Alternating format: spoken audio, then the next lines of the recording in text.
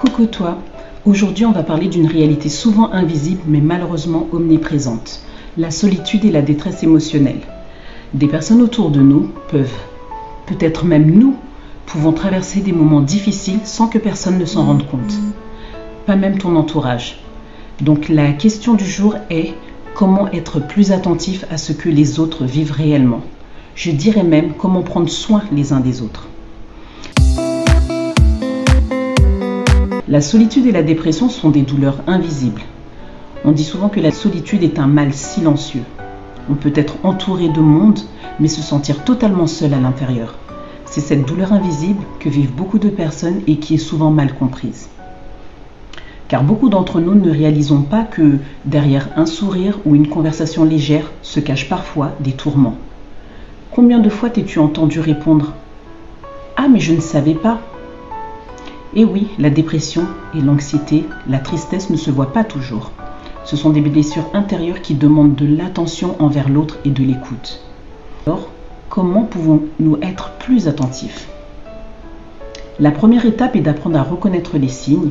Ils ne sont pas toujours évidents, mais parfois de petites choses peuvent nous alerter. Un ami qui s'isole de plus en plus, quelqu'un qui ne répond plus aux messages ou qui semble distant, ailleurs, même quand il est physiquement présent. Il ne faut pas toujours s'attendre à de grands cris à l'aide. Parfois, c'est dans les silences, dans les changements d'habitude ou dans les regards fuyants que l'on peut percevoir quelque chose qui ne va pas, que quelque chose a changé. La clé est donc d'être présent, d'être à l'écoute, même dans les plus petits détails.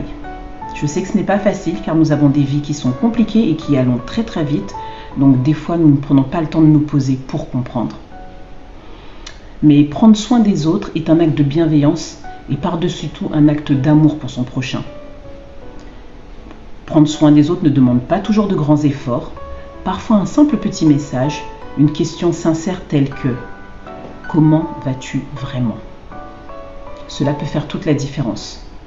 On sous-estime souvent l'impact de l'attention et de la bienveillance, et c'est dommage. Être là pour quelqu'un ne signifie pas toujours avoir les réponses à tout. Parfois, juste écouter, être un soutien peut alléger le fardeau de cette personne, que cette personne porte. Ce qui compte, c'est de montrer à l'autre qu'il n'est pas seul, que quelqu'un se soucie de lui, qu'il est important aux yeux de quelqu'un.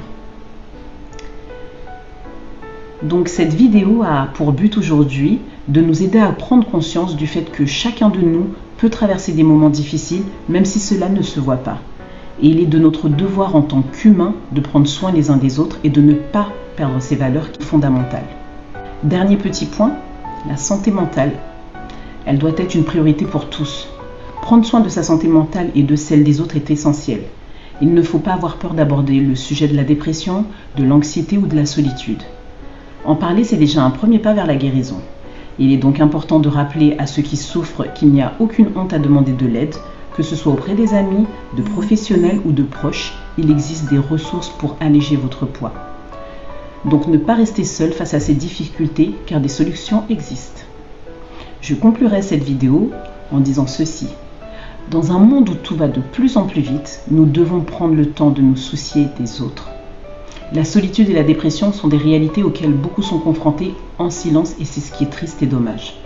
Être attentif, présent et bienveillant peut véritablement changer la vie de quelqu'un.